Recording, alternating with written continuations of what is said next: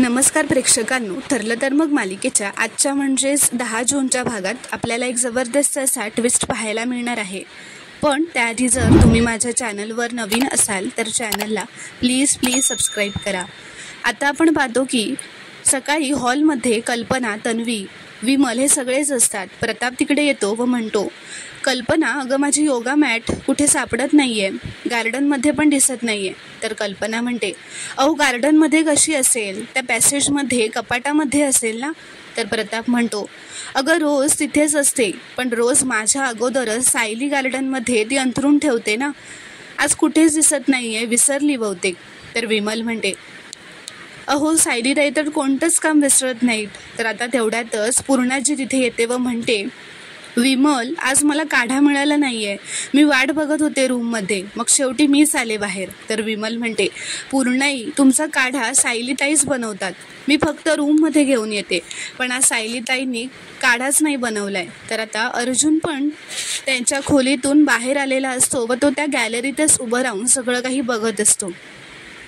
पूर्णाजी विचारते, का नाही बनवला ग. तर विमल म्हणते, नाही ते नाही माहिती. तर प्रताप म्हणतो, कमाल आहे, असं कधी होत नाही. तर आता अश्विन तिथे येतो व म्हणतो, हे काय माझी स्मूदी कुठे आहे. तर आता प्रिया पण तिथेच बाजूला बसलेली असते आणि तिने आता तिच्या कानात इयरफोन्स घातलेले असतात. ती व्हिडिओ बघत असते व जोरजोरात व्हिडिओ बघून हसत असते. तिला आजूबाजूला काय चाललंय काहीच माहीत नसतं. तर आता सगळ्यांचं लक्ष तिच्याकडे जातो, कारण घरात काय चाललंय त्याच्याकडे तिचा लक्षच नसतो. आता अर्जुनने सगळं बघितलेलं असतं. तो मुद्दामच खाली येतो व म्हणतो, काय झालं, तुमचे चेहरे का पडलेत सगळ्यांचे, तुमची मोठी सून घरात नाही आहे म्हणून का. नाही पण काय फरक पडतो ना तुम्हाला, तुमच्या हिशोबाने ती तर काहीच काम करत नाही ना, तुमची सगळी कामं स्मूथली होत राहतात. त्याचं कारण तुमची लाडकी धाकटी सून आहे नाही का, हार्डवर्किंग, केअरिंग, सगळ्यांचं सगळं करणारी, सगळ्यांना समजून घेणारी. तर कल्पना म्हणते, अर्जुन जास्त बोलायची गरज नाही आहे हां. तर आता अर्जुन असं म्हणतो, हे काय पूर्णाजी, सकाळी तर तुझ्या पूजेची तयारी झालेली असते ना आधीच, आणि आज तर फ्रेश फ्लॉवर्स पण नाही आहे तिथे, असं का. अच्छा, या घरातली मोठी सून सकाळ सकाळ बाहेर निघून गेली आहे म्हणून. ओ विसरलोस मी, तू आणि मम्मा तिला या घराची सूनच मानत नाहीत ना, आणि तिच्याशिवाय काहीच अडत नाही. तर आता अर्जुन कल्पनाला जबरदस्ती बाहेर घेऊन जातो. अर्जुनने आता कल्पनाला जबरदस्ती दारात आणलेलं असतं व दारात जाऊन तो असं म्हणतो, ही बघ रांगोळी. तर आता असं म्हणतो, अरे आज रांगोळी नाही आहे इथे रोज सकाळी रांगोळी असते ना, आज दिसत नाही आहे. नाही म्हणजे तुझी धाकटी सून रांगोळी काढते ना, म्हणजे रोज तीच रांगोळी काढते इथे.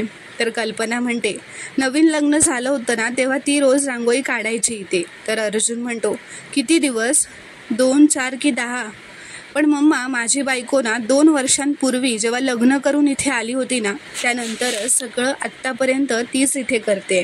तर आता हे ऐकून कल्पना आत घरातच निघून जाते. तर आता इथे दुसरीकडे किल्लेदारांकडे सगळे एकत्र डायनिंग टेबलवर बसलेले असतात. प्रतिमाला तिचे जुने दिवस आठवलेले असतात, जेव्हा ती पहिल्यांदा त्यांच्या घरात आलेली असते. तर ती सुमनकडे आता त्यांच्या जुन्या फोटोजचा अल्बम मागते व आता सुमन तिला तो अल्बम आणून देते. प्रतिमा ते सगळे फोटोज बघून त्यांच्या आठवणी काढत असते. तर इथे आता दुसरीकडे अर्जुन व कल्पना दोघेही आत आल्यावर प्रताप असं म्हणतो, अरे अर्जुन, पण सायली गेली आहे कुठे, ती घरात नाही आहे, पण सगळं घर ढवळून निघालंय बघ. तर अर्जुन असं म्हणतो, कुसुमताईकडे गेली आहे, ती येईल थोड्या वेळात. तर विमल म्हणते, आणि हो सायलीताई जाताना कॉफी बनवून गेल्यात सगळ्यांसाठी, मी आता नाश्त्याचं बघते. तर कल्पना म्हणते, थांब विमल. ती आता तन्वीला हाक मारते, पण प्रियाच्या कानात तर इयरफोन्स असतात व तिचा लक्ष मोबाईलमध्ये असतो, तिला काही ऐकू येत नसतं. कल्पना म्हणते, अगं तन्वी नाश्त्याचं. तर प्रिया म्हणते, हो मी नाश्ता करून घेते, मला ना खूप भूक लागली आहे. काय आहे आज नाश्त्याला, असं ती विचारते.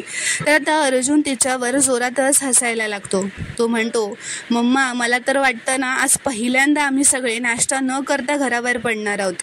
तर आता पूर्णाजी चिडतच म्हणते, तन्वी तो मोबाईल आधी खाली ठेव, आम्ही काय बोलतो याकडे लक्ष आहे का तुझं. रोज सकाळी आम्हाला आमच्या सवयीच्या कोणत्याही गोष्टी शोधाव्या लागत नाहीत.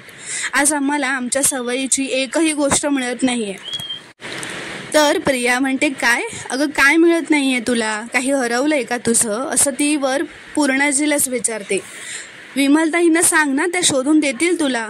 तर आता इथे दुसरीकडे महिपत दामिनीच्या ऑफिसला गेलेला असतो. दामिनी म्हणते, ही माझी NOC आहे, मी आता तुमची आणि तुमच्या मुलीची केस लढणार नाही आहे. तर महिपत म्हणतो, अहो असं काय करताय तुम्ही, असं करू नका तो, तुम्ही अशी मधूनच पलटी मारली तर मला विष खायची पाळी येईल.